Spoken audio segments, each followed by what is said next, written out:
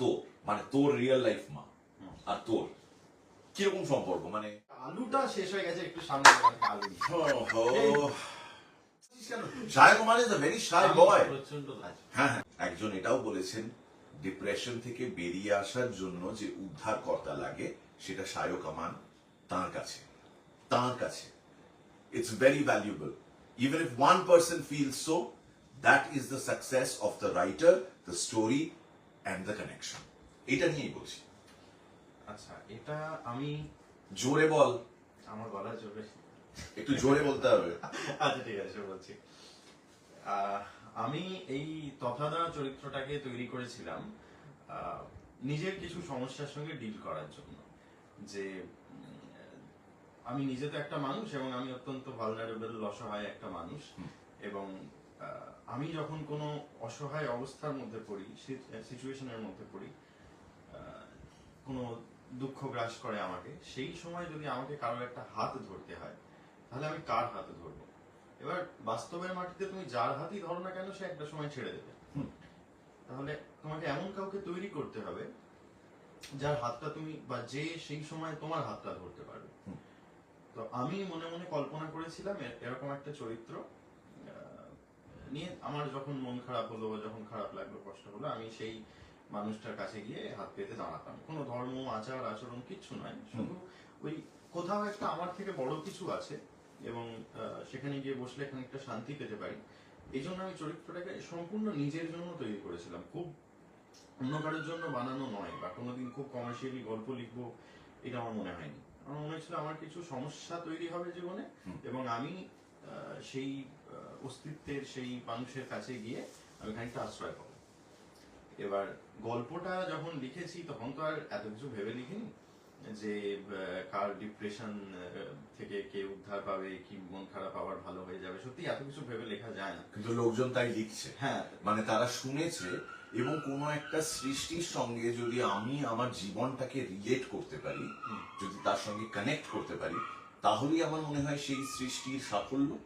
যে কিছু মানুষের সঙ্গে এমন ভাবে তুই কানেক্ট করতে পেরেছিস যে তারা তোর কাজের মধ্যে, তোর এটা কাজ, তোর প্যাশনের জায়গা থেকেও যদি বলি, তাও এটা একটা কাজ। You have to finish a certain story within certain words, number of words, এই ডেডলাইন থাকে। তোর এই আপাত কাজ যদি কিছু মানুষের জন্য বাঁচার রসদ হয়ে ওঠে, দেন আই থিঙ্ক এর থেকে বড় ব্লেসিং কোনো কিছু হতে পারে না, not even the fattest royalty fee from your publisher. হ্যাঁ, সেটা ঠিকই। মানে আমাকে অনেক মানুষ হঠাৎ করে ধরো বইমেলায় দাঁড়িয়ে আছে, কেউ একজন এসে জড়িয়ে ধরলো, ওদের দিকে তাকিয়ে বল, যারা জড়িয়ে ধরে। লজ্জা পাচ্ছিস কেন? Shy Kumar is a very shy boy. প্রচন্ড লাজ। হ্যাঁ হ্যাঁ, so look at the camera. আচ্ছা, তো আমি বইমেলায় যখন দাঁড়িয়ে আছি, কোথাও সই করছি, কি লাইন দিয়ে কেউ দাঁড়িয়ে আছে, হঠাৎ করে একজন এসে হঠাৎ আমায় বললো যে দাদা একটু জড়িয়ে ধরবো তোমায়। আমি বললাম যে কেন, কি ব্যাপার? তো বললো না, দরকার আছে বলে। যে মুহূর্তে জড়িয়ে ধরলো, আমি দেখলাম তার চোখ দিয়ে টক টক টক টক করে জল পড়ছে।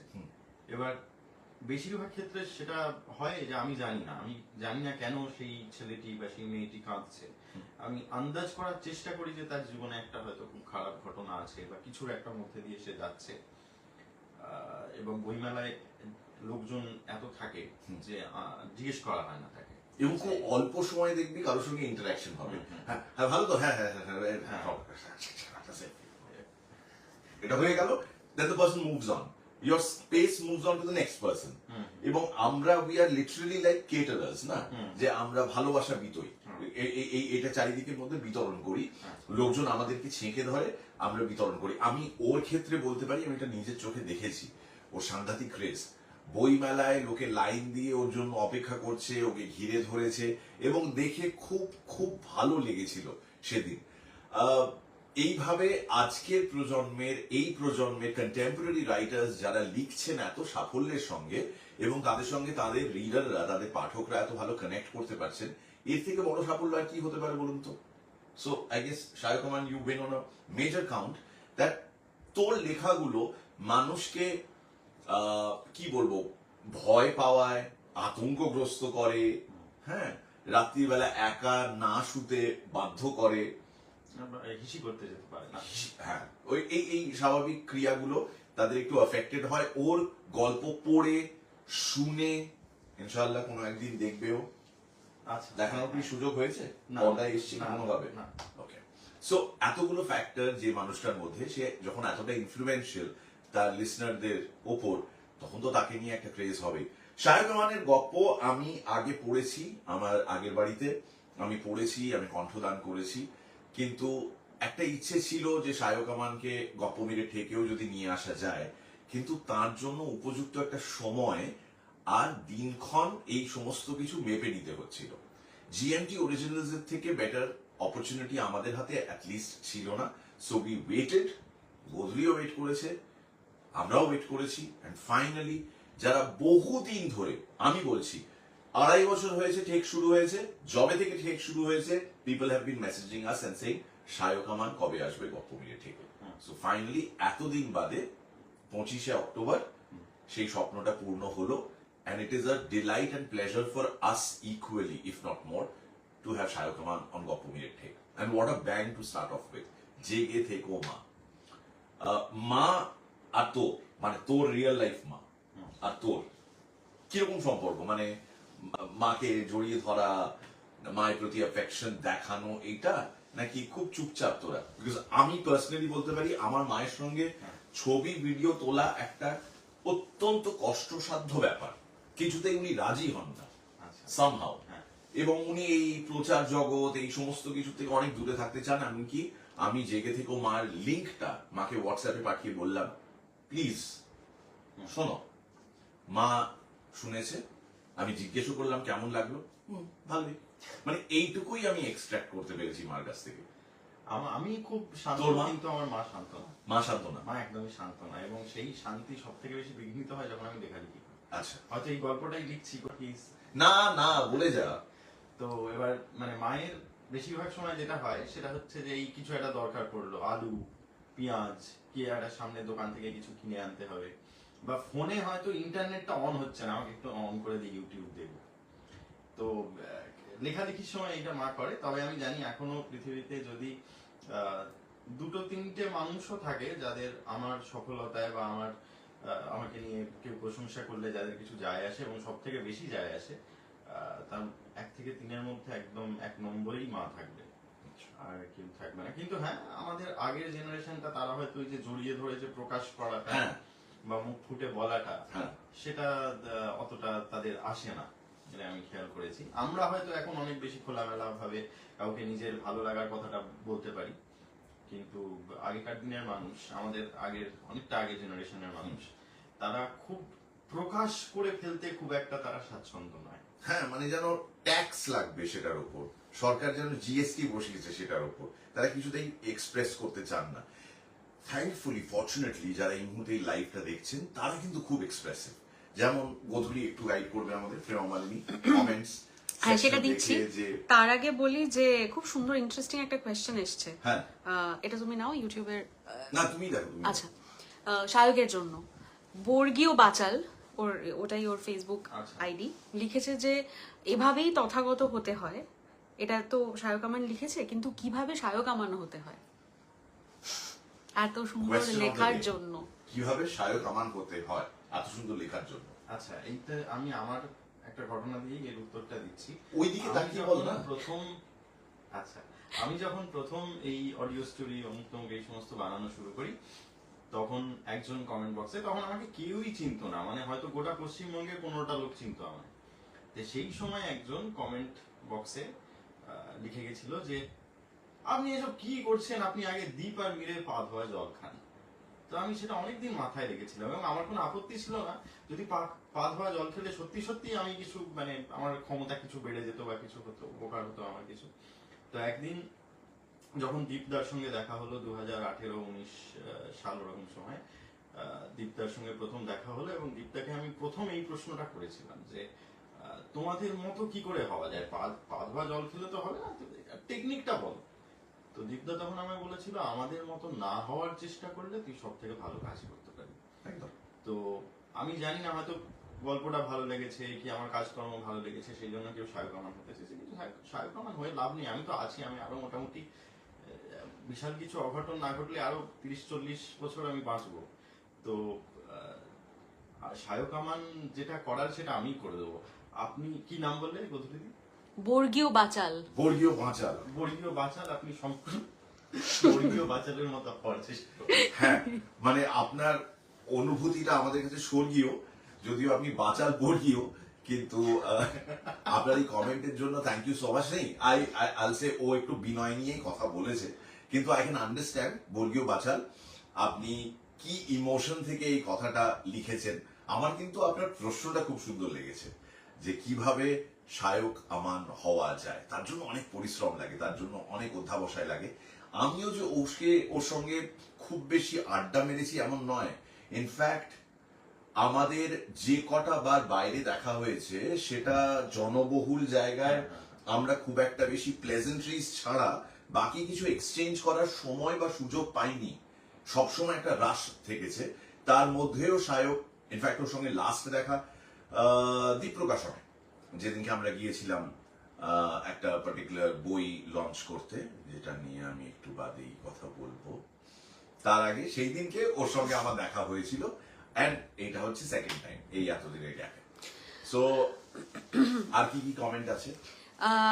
এবার আমি ইউটিউব থেকে একটা দুটো বলছি। হ্যাঁ। দীপান্বিতা রয় লিখেছে, আমি শায়ক আমানের ভক্ত নই, কোনোদিন ওনার লেখা ভালো লাগেনি, তবে আজ কেঁদে ভাসালাম, নিজেকে রিলেট করলাম, বহুবার চলে যেতে চেয়েছি, আজও মনে আসে সেই চিন্তা, কিন্তু মায়ের মুখটা মনে পড়ে বারবার। আমার বাবা নেই, মায়ের আমি ছাড়া আর কেউ নেই, সত্যিই জেগে থেকো মা। আচ্ছা, এখানে আমার একটা ছোট্ট বক্তব্য আছে। সেটা হচ্ছে এই যে আমি কখনো চলে যেতে চেয়েছি, আমি কখনো আত্মহত্যা করতে চেয়েছি, আমরা মনে করি যে এই ধারণাটা মনের মধ্যে আসছে মানে আমি খুব ডিপ্রেশনে তলিয়ে গেছি, মন খারাপ, কষ্ট। আমার যেটা মনে হয়, এই যে আমি চাইলেই যে কোনো সময় আত্মহত্যা করে নিতে পারি কিন্তু আমি করি না, এটা মানুষকে কোনো একটা ক্ষেত্রে তাকে বাঁচিয়ে রাখে। যেমন ধরা যায় তোমাকে একটা ঘরের মধ্যে যদি আটকে দেওয়া হয়, নিয়ে সেই ঘরে ধরো একটা দরজা আছে, এবার তোমাকে বলা হলো দরজাটা তুমি কিন্তু একদম খুলবে না, খুললেই খুব বড় শাস্তি দেবো তোমায়, তোমাকে ঘরের মধ্যে থাকতে হবে। তোমার খালি একটু ভয় লাগবে যে আচ্ছা দরজাটা যদি খুলে ফেলি, ইচ্ছা তো করছে, ঘরের মধ্যে এতক্ষণ থাকতেও ইচ্ছা করছে না, দরজা খুলে বেরিয়ে যাই। কিন্তু ধরো তোমাকে যদি এরকম একটা ঘরে রাখা হয় যে ঘরের কোনো দরজা নেই, জাস্ট চারটে ইটের দেওয়াল, তোমার মাথা খারাপ হয়ে যাবে ঘরের ভিতর থাকতে থাকতে। ঠিক। তো মৃত্যুটাও সেরকম একটা দরজা, আমরা জানি একটা না একটা দিন আমরা সেই দরজা খুলে বেরোব। এই যে দরজা আছে এবং একদিন চাইলেই আমি বেরিয়ে যেতে পারি, এই নিশ্চয়তাটা আমাদেরকে অনেকটা বেঁচে থাকতে সাহায্য করে। তো যেটা আপনি বললেন যে আমি আত্মহত্যার কয়েকবার চেষ্টা করেছি, তো সেটা নিয়ে ভেঙে পড়ার কিছু নেই। যদি মানে খুব সিভিয়ার কিছু হয় অবশ্যই ডাক্তার দেখান, কিন্তু সত্যি সত্যি মৃত্যু বলে যে একটা জিনিস আছে সেটার দিকে তাকিয়েই না হয় বেঁচে থাকুন, কারণ আসবেই, আজ না হোক কাল না হোক পরশু দরজাটা খুলবেই। এক্ষুনি তাতে ঘা মারা, ধাক্কা মারা, ভেঙে ফেলা, আমরা তো দয়া নই, তো প্রয়োজন নেই। তবে মেন্টাল হেলথ ইস্যুস নিয়ে সাম্প্রতিক কালে আমরা যদি অডিও স্টোরি স্পেস দেখি, ভালো ভালো কাজ হয়েছে। আমাদের থেকে যে কাজটা হলো জিএমটি অরিজিনাল, যে এই ধারার কাজ আরো করতে চাই, কারণ যারা শায়কের লেখা অডিও স্টোরি ফরম্যাটে শুনেছেন, তাদের মধ্যেই অনেকে বলছেন যে এই শায়ক আমানকে একদম চিনতে পারছি না, এ তো অন্য শায়ক আমান। হোয়াট ইজ দিস অন্য শায়ক আমান? এরকম হয়? একটা শায়ক আমান রিজার্ভড আছে, অন্য শায়ক আমান অন্য রকমের লেখে। আমি জানি একজন লেখককে নানান রকমের জনার ট্রাই করতে হয়, কখনো সে সাইকোলজিক্যাল হরর ট্রাই করছে, কখনো সে কোনো সোশ্যাল ড্রামাও ট্রাই করতে পারে, প্ল্যান তো থাকতেই পারে। হোয়াট ইজ দিস অন্য শায়ক আমান? যেটা লোকে শুনে বলছে, জেগে থেকেও মা শুনে বলছে, এটা তারা শায়ক আমানকে রেগুলারলি পড়েছে, শায়ক আমানের লেখা গল্পের অডিও স্টোরি শুনেছে, কিন্তু এই পার্টিকুলার গল্পটা একদমই আলাদা হয়েছে। এটা কেন মনে হচ্ছে? কথাটা যারা বলছে তারা ভুল কিছু বলছে না, কিন্তু আমার যেটা মনে হয় সেটা হচ্ছে যে অন্য শায়ক আমান বলে যেটা আইডেন্টিফাই করা হচ্ছে, সেটা আসলে আমার গল্প বেশিরভাগ লোকে শুনেছে, পড়েছে, এবং শোনার ক্ষেত্রে এর আগে যতগুলো চ্যানেল আমার গল্প নিয়ে কাজ করেছে, তাদের একটা প্রাইমারি দাবি ছিল যে প্রচন্ড ভয়ের কিছু হতে হবে, আউট অ্যান্ড আউট করার, লোকে মানে চিৎকার করে উঠবে, আঁতকে উঠবে, হ্যাঁ, গা হাত পা ঠান্ডা হয়ে যাবে, এরকম ভয়ের হতে হবে, এবং সেখানে কিছু মানে প্রচন্ড ভায়োলেন্ট সিন থাকতে হবে, যাতে অডিওতে শুনতে খুব ভালো লাগে এরকম কিছু থাকতে হবে। তো ফলে আমিও সেরকম লেখাই লিখেছি।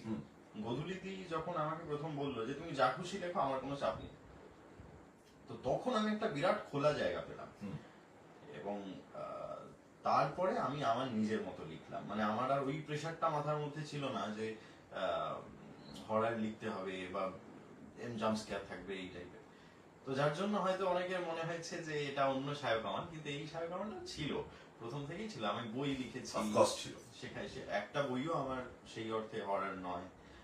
এরকম প্রচুর অডিও স্টোরির জন্য গল্প লিখেছি আমার নিজের চ্যানেলে, যেগুলো একেবারেই হরার থ্রিলার এই জাতীয় কিছু নয়। তো হরারের বাইরে বেরিয়ে যে সায়ক আমান, সে অনেকদিন থেকেই ছিল, কিন্তু তাকে আর কি চিনতো না। দুটো কমেন্ট পড়বো। একটা ইউটিউব থেকে রাইমা দাস লিখেছে, রিসেন্টলি বাবাকে হারিয়েছি, যারা হারিয়ে যায় তারা আমাদের মধ্যেই থাকেন। এই কথাটা খুব বুকে লেগেছে, চোখে জল এসে গেল, যেটা তথাগতর মুখ দিয়ে বলানো। আমি ওই সিনটার ব্যাপারে তোমায় জিজ্ঞেস করবো, তার আগে আরেকটা কমেন্ট পড়ি। ইপসিত পুপু চক্রবর্তী, আমার মা একজন 80% বার্ন পেশেন্ট, 2000 সালে পুড়ে গিয়েছিলেন, ভাগ্যক্রমে বেঁচে যান। মা আমাকে গান গেয়ে ঘুম পাড়াতেন, গানের তালিকায় আমার সকল দুঃখের প্রদীপ গানটাও ছিল। আমার এখন মাঝরাতে ঘুম আসে না, জেগে থাকি, মায়ের থেকে দূরে থাকি। এই গল্প শুনতে শুনতে মাঝরাতে কেঁদেছি আর বারবার বলেছি জেগে থেকো মা। লিখতে থাকো সায়ক, আর গল্প বলতে থাকো মিতা। তো এই হলো ব্যাপার। এরকম অজস্র, মানে প্রচুর মানুষ লিখছেন। আমরা চাইবো জিএমটি অরিজিনালস এর জন্য একটা আলাদা আদল তৈরি করতে, যে আপনি জিএমটি অরিজিনালস এই যে মাসের শেষ শনিবার আমরা একটা করে গল্প আপনাদের জন্য নিবেদন করি, যেটা আগে কোথাও ছেপে বেরোয়নি, লেখা আছে, কতদিন আগে লেখা হয়েছে, that is not what we are calculating here. মোট কথা, আপনি এই গল্পটা, আমরা যেমন বলি না, একটা বই বেরোলে আমি গল্পটা প্রথম পড়বো, তারপর হয়তো তার অডিও বেরোবে, সিনেমা বেরোবে, তারপর শুনবো, দেখবো। এই ক্ষেত্রে কিন্তু আপনার কাছে একটাই অপশন এই মুহূর্তে, সেটা হচ্ছে সায়ক আমানের লেখা গল্প জেগে থেকো মা। এখনই আপনি পড়তে পারবেন না, কিন্তু শুনতে পারবেন, আর লিংক দেওয়া রয়েছে এই লাইভের কপিতে। সো কপিতে যাবেন, এখনই যেতে হবে না, এখন তো লাইভটা দেখুন, আমরা আছি আর 10 মিনিট। কপিতে যাবেন, লিংকে ক্লিক করবেন, it will take you to the story and listen to this work of art which has taken some time to curate। ওর জন্য, ওর ভাবনা থেকে, ওর একটা মূল জায়গা থেকে ও যেটা প্রস্তুত করে আমাদের হাতে তুলে দিয়েছে, সেটা কতটা সফলভাবে আমরা তার অডিও রূপান্তর করতে পেরেছি, সেইটা আসল বলার অধিকারী যদি বলি আপনারা যারা দেখছেন এই মুহূর্তে এই লাইভ, আপনারা তো বটে, আমাদের সাবস্ক্রাইবাররা, ইভেন নন সাবস্ক্রাইবার্স, যারা বেল আইকনটা প্রেস করতে ভুলে যান, যারা সাবস্ক্রাইব বাটনটা হিট করতে ভুলে যান, I guess as a content creator you also face the same problems. যে কন্টেন্ট যা প্রডিউস করা হচ্ছে তারা তা শুনছে, কমেন্টও করছে, কিন্তু গিয়ে হয়তো খোঁজ নিয়ে দেখা যাবে এরা একটু সাবস্ক্রাইব করেনি। সো নন সাবস্ক্রাইবড অনেকে রয়েছেন। সো আপনারা সত্যি যদি গল্পটা আপনাদের টাচ করে, যদি আপনাদের ভালো লেগে থাকে, এইটুকু কাজ অবশ্যই করবেন, সাবস্ক্রাইব বাটনটা প্রেস করে দেবেন আর বেল আইকনটাও প্রেস করে দেবেন। আমাদের হাতে আর মিনিট 7 সময়। হ্যাঁ, তো আমি ছোট্ট করে একটা জিনিস একটু বলে দিতে চাই, এটা সায়ককেও ফেস করতে হয়েছে।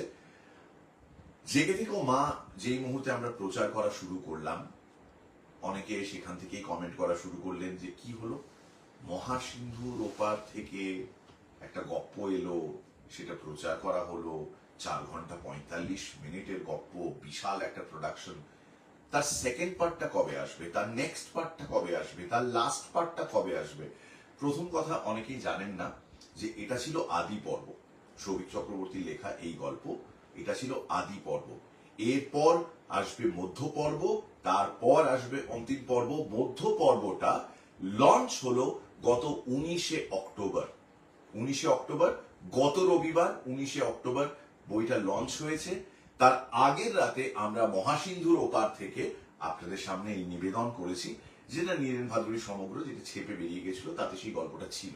অনেকে পড়েছেন, তারপর শুনেছেন এবং শুনে মুগ্ধ হয়েছেন, আরো অনেক কিছু বলেছেন, তারা নিজেদের জায়গা সব ঠিক। কিন্তু অনেকে আছেন যারা কমেন্ট করেছেন, সায়ক আমানের গল্পটা যেই যাচ্ছে শুনেছেন, তারা কমেন্ট করতে শুরু করেছেন, এ কি মহাসিন্ধুর ওপার থেকে নেক্সট পার্টটা কবে আসবে। এটা অ্যাকচুয়ালি 2 মিনিটের ইনস্ট্যান্ট নুডলস নয়। একটা গল্প কিউরেট করতে, একটা গল্প অ্যাডাপ্ট করতে, তাতে ভয়েস অ্যাড করতে, মিউজিক অ্যাড করতে কমসে কম আমি বলবো, তুই তো একই কাজ করিস, তুই তো জানিস কতটা পরিশ্রম লাগে।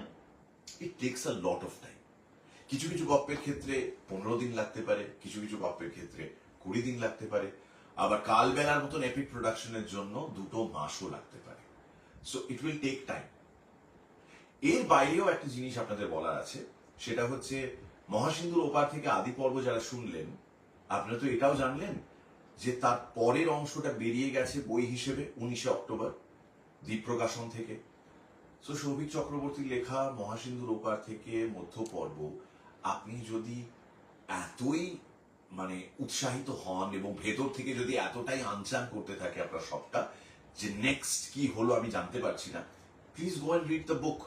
কারণ যতই ভালো অডিও স্টোরি তৈরি করি না কেন আমরা বা অন্য যে কোনো platform, there cannot be a replacement for a BOOK, a book. বুকের ভেতর এটা নিয়ে নিন, বুকের রিপ্লেসমেন্ট হয় না, বইয়ের রিপ্লেসমেন্ট হয় না। আর গল্পটা তো আমরা এরপরে গল্পমির থেকে আনবই, হ্যান্স অতটা অধৈর্য না হলেও চলবে। প্লিজ অহেতুক ক্রিটিসাইজ করবেন না। আমি জানি অনেক শ্রোতারা আছেন যারা আমাদের এই বিষয়টা অত্যন্ত সহানুভূতিশীল হয়ে বোঝেন। আপনি কমেন্ট করতে পারেন, কিন্তু এরকম অন্যায্য দাবি করলে আমাদের তো শরীর মন কোনো কিছুই অবশিষ্ট থাকবে না। মানে মহাসিন্ধুর ওপার থেকে বইটা মধ্য পর্বটা জাস্ট বেরিয়েছে 19 তারিখ, আর তার 5 দিনের মধ্যে আমরা গল্পটা করে ফেলবো। অনেকে বলে না আশীর্বাদে বিশ্বাস করি না, আমি ম্যাজিকে বিশ্বাস করি, একটা ব্যাপার থাকে। সেটাই আমরা কেউ এই ম্যাজিকটা করে দেখাতে পারি না, এত তাড়াতাড়ি তো পারবোই না। না রাজ্য সরকার, না কেন্দ্রীয় সরকার, না পিসি সরকার, কেউ না। আমরা তো কোন ছাড়। সো প্লিজ আমাদের সময় দিন। মহাসিন্ধুর ওপার থেকে মধ্য পর্ব আপনাদের জন্য নিবেদন করতে আমরাও ততোধিক উৎসুক। এইটুকু সময় শুধু চেয়ে নিচ্ছি আপনাদের কাছ থেকে। বোঝাতে পেরেছি? আমার কোনো চাপ নেই। ওকেও শুনতে হয়েছে, ওকেও শুনতে হয়েছে। প্রশ্ন আছে, ও হঠাৎ বলবো। চুপ হয়ে গেছে। এই, ছায়ামানের গল্প বলায় ঢুকলাম আর সৌভিক চক্রবর্তী গল্পটা হচ্ছে। Please, thank you for understanding, thank you. আচ্ছা, দুটো খুব একদম অন্যরকম প্রশ্ন আছে শায়ক আমাদের জন্য। একটা হচ্ছে শায়কদার গ্ল্যামার দিন দিন বেড়ে যাচ্ছে, এর রহস্য কি? একটা 2 নম্বর হচ্ছে শায়কদার বিয়ে কবে করছো? এটা অনেকবার এসছে, হ্যাঁ, শায়কদা বিয়ে কবে করছো, শায়কদা বিয়ে কবে করছো। বিয়ে তুই ওই দিকে তাকা না, ওই জন্যই তো বিয়েটা করতে হবে। ওইদিকে কি আছে? না, প্রথম প্রশ্নটা হচ্ছে গ্লো কি করে বাড়ছে। আমি জানি না গ্লো কি করে বাড়ছে, বাড়ছে বলে আমার মনে হয় না। দেখো, এই পৃথিবীতে 2জন মাত্র গ্ল্যামারাস লোক আছে, জিনাত আমান, শায়ক আমান। হ্যাঁ, এই সব প্রশ্ন করবেন না। এদের গ্ল্যামারটা কিন্তু একদম জন্ম লগ্ন থেকে, দুটোই তো মানুষ, জিনাত আমান, শায়ক আমান। এদের গ্ল্যামার জন্ম থেকে। আগে বলো, বিয়ে কবে? এই প্রশ্ন এ বাবা সত্যি লজ্জা পাচ্ছে। না, লজ্জা না, এটা আজকাল সব। আগে যেটা হতো সেটা হচ্ছে সুন্দরী মেয়েরা এটা জিজ্ঞেস করতো যে তোমার কি কেউ আছে, বিয়ে কেমন কিছু ব্যাপার আছে। এখন দেখেছি সমস্ত সুন্দরী মেয়েরা খালি বলে তোমার বিয়ে কবে হচ্ছে। আমি হয়তো অলরেডি কাকুর দলে চলে গেছি, এখন আর সেই ব্যাপারটা আসবে না। কেন রে? এটা আমার তো মনে হচ্ছে না এটা তুই কাকুর দলে চলে গেছিস। মানসিক কাকুর তো একটা নিজস্ব বাসা চাই, নেস্ট চাই। অ্যালফ্রেড হিচকের লজিকে ওয়ান ফ্লু ওভার দ্য কাকুজ নেস্ট। আচ্ছা, সেই কাকুর একটা নেস্ট চাই। এই প্রসঙ্গে তোমাকে একটা কথা বলছি, সেটা হচ্ছে যে এক ভদ্রলোককে আমি চিনি, যিনি বিয়ে করেছিলেন। হ্যাঁ, তারপর হ্যাঁ, সন্তানও হয়েছিল, কিন্তু তারপর তিনি বাড়ি ছেড়ে চলে গেছিলেন। একটা বিশাল বড় মানুষে পরিণত হয়েছিলেন। আমি কোনো রাজনৈতিক নেতার কথা বলছি না। আচ্ছা আচ্ছা, ঠিক আছে, বুঝে গেছি। তো সেই ভদ্রলোককে আমি নিয়ে এসেছি তোমার জন্য।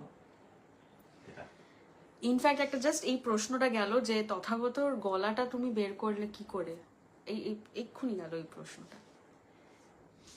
যার জন্য উচিত থেমে যাওয়া সংসারের প্রতি যুদ্ধ, সেই মানুষটি এই মুহূর্তে আপনাদেরও সামনে। তথাগত বুদ্ধ। আমি আমার ভোকাল স্কিলস সম্পর্কে খুব একটা বেশি কিছু ডাইভালজ করি না, কিন্তু এটা সত্যি যে আমি যখন গত রবিবার ওই 19 তারিখ দ্বীপ প্রকাশনের কফি হাউসের বিপণনীতে যখন ছিলাম, আর ও এসে যখন আমাকে জড়িয়ে ধরলো এবং ওকে আমি যখন কাস্টিংটা পরপর ওর কানে কানে বলছিলাম যে এই ভূমিকা, and we were just about 5 days away।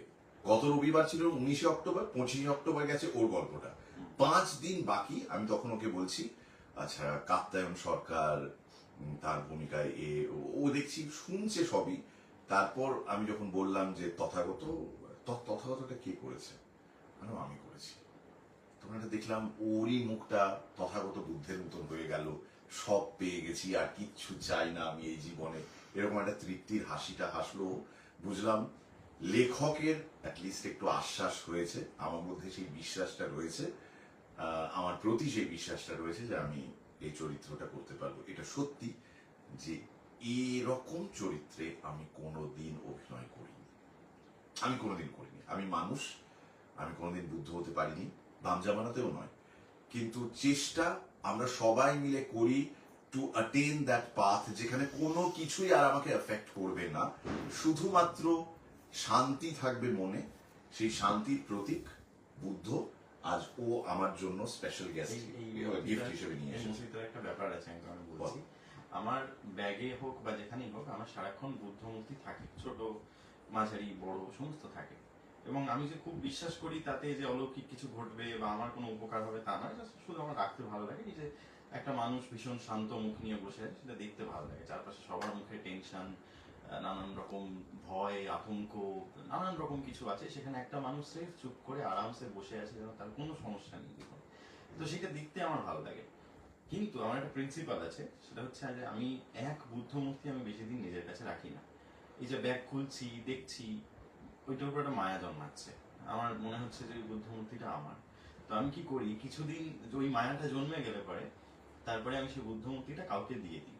আমার কোনো নির্দিষ্ট মানুষ নেই, যার সাথে দেখা হলো গল্প করলাম একটু ভালো লাগলো, কি কোনো আত্মীয় স্বজন বন্ধু বান্ধব আমি দিয়ে দিই।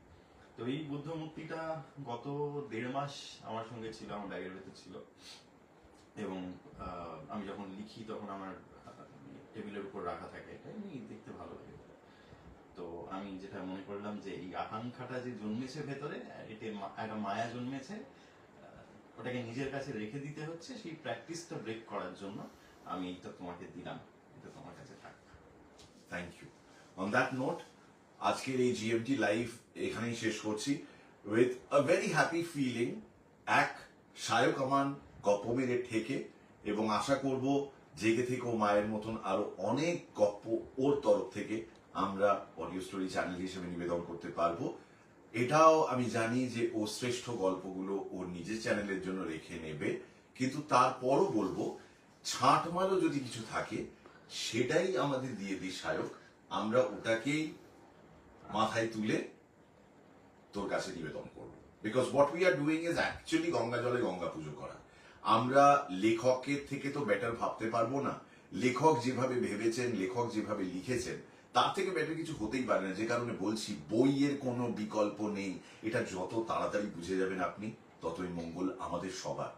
এতে প্রকাশকদের 2 পয়সা এক্সট্রা রোজগার করে তারা বিরাট বড় লোক হয়ে গেল এরকম ভাববেন না, কিন্তু ভাবনার বিষয় এটা যে সৌভিক চক্রবর্তীর মহাসিন্ধুর ওপার থেকে শুনলাম নাকি 3rd রিপ্রিন্টের জন্য গেছে, অলরেডি 2000 কপি সোল্ড। মহাসিন্ধুর ওপার থেকে মধ্যভাগ নিয়ে আসছি খুব শিগগিরই। Thank you very much for this lovely gift Shayak, and all the best to Shayak Aman গপ্প মিনিট থেকে গোটা পরিবারের তরফ থেকে। Thank you so much.